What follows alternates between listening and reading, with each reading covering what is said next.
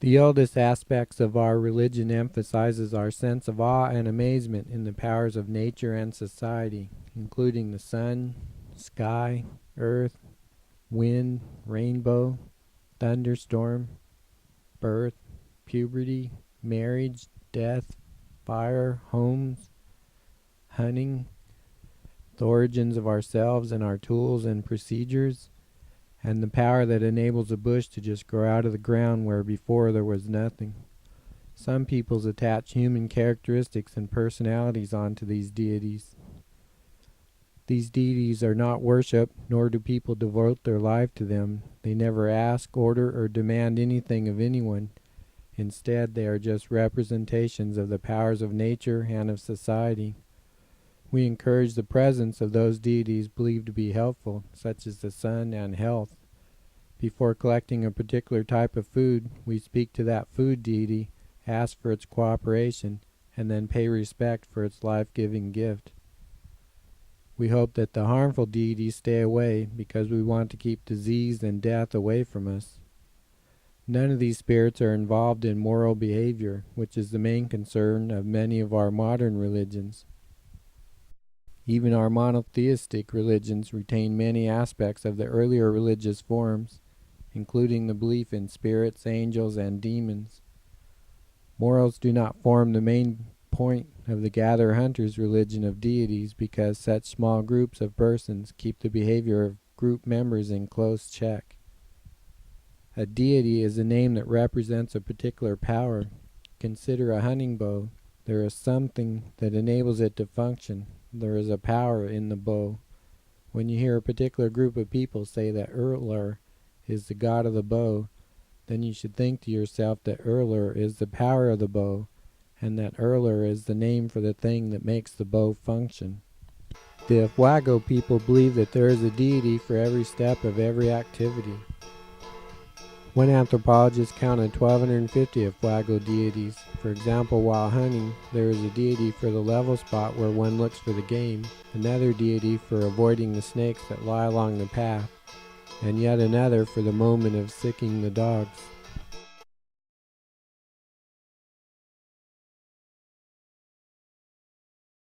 Some of us might think of a myth as a soap opera-like story that gives a funny explanation of nature or society in terms of gods having random attributes. Here is a sample. One ancient Mesopotamian deity was Dumuzi, the god of grain, beer,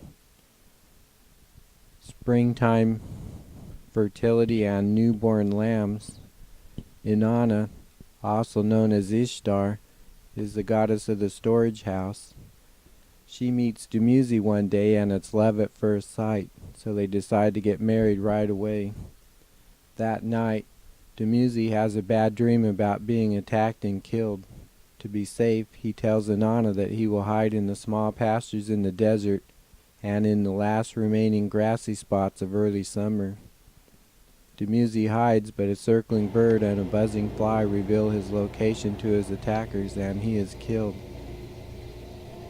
Inanna decides that she will go to the underworld and attempt to become its ruler so that she can release Dumuzi. The underworld is not hell, it is the place where the buried dead go. Inanna is allowed to pass through the gates of the underworld, but the gatekeeper tells her that she must be naked and crouched when she meets the underworld's ruler. Unfortunately, Inanna dies and so cannot overthrow that ruler. She is instead turned into a piece of green decayed meat and hung on a peg on the wall. Dumuzi's sister, Inanna, who is the goddess of wine, then goes to the underworld to search for her brother's fiancé. Inanna is told she will be released from the underworld only if she agrees that Dumuzi and his sister take turns replacing her throughout the seasons of the year. Dumuzi must stay in the underworld during the fall. Inanna must stay during the winter. Dumuzi's sister, Inanna, must stay during the spring. In fact, this is not a purely fictional soap opera, but a story that was taken literally by the Mesopotamians, just as was the power that enables a bush to just grow out of the ground where before there was nothing. As we human beings began to be full-time farmers and depend on a single source, our crops, for most of our food, our survival became more dependent on the whims of the weather and insects. We began to give human form and personalities to our deities. The three ancient deities of this mythical tale were the humanized representation of the powers in wine, the spring, and the storehouse. They were not worshipped. People did not give lifelong devotion to them. They were not creators. These deities never ask, order, or demand anything of anyone. They have nothing to do with the moral rules of behavior. They were not worshipped in the same way that modern Jews, Christians, and Muslims worship the single omnipotent God. Dumuzi never demands anything of anyone. He is simply the power in the spring. He is there during the spring, and then he is not there. He is not everywhere. Dumuzi represents fertility as it occurs in the blossoming spring. In the shepherding areas, he is the newborn sheep, while in the farming areas, he is the grain and the beer. The grain used to make beer dies when it is harvested. Dumuzi, the blossoming spring, dies as summer develops. Mesopotamia's green winter grass turns brown by the end of spring. The last signs of spring will be the little sections of green grass that haven't yet died. Dumuzi said that he would hide there from his attacker the coming summer. We can imagine an ancient Mesopotamian walk past the last small patch of green grass and say, Dumuzi is hiding there. As the desert summer arrives, some animals begin to die. The location of their bodies is revealed by flies and circling birds, as occurred in the story. The food in the storehouse enables people to eat throughout the winter. Inanna embodies the sense of awe people feel as they gaze at the life-preserving storehouse that is full of food. The storehouse begins to be filled when spring arrives. The storehouse dies, that is, becomes empty, near the end of winter. Inanna thinks she can trick the ruler of the underworld and take it over, but instead she is tricked. The ancient Mesopotamian people buried their dead naked and on their side in a crouched position. When she was told to meet the underworld ruler in this manner, it meant to the Mesopotamians that she was already dead. The storehouse dies in the late winter when it becomes empty. That is, when the wall pegs hold just one last piece of green decayed meat. As the newborn lambs are killed, this is Dumuzi dying, the storehouse becomes full again, is alive again, and Inanna has returned from the underworld of the dead. This myth is a logical description of the flow and exchange of the seasons.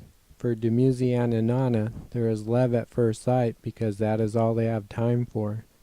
They pass each other at the simultaneous moment in which Inanna is reborn and Dumuzi is dying.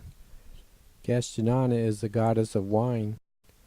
The wine grapes are harvested, that is, they die, during late autumn. This story is about three deities taking turns dying and reliving as the cycle of the seasons repeatedly occurs. The deities represent the power in the seasons and in the storehouse. Dumuzi's seemingly random list of attributes accumulated through time as sheep herders and grain growers were merged under one social and political system, and so combined their ideas of fertility and of springtime. Whenever we see a list of the major gods of a particular community, we are seeing a list of the aspects of nature and society most important to that community. The most important phenomena are those that provide life, for example, the rain and the sun, and those that provide the area's economic basis, such as herding, farming, or fishing. Myths describe specific aspects of nature, and there was a sacred myth to explain each aspect of life and of society, each tool and procedure, and the origins of each of these things, including the origin of the group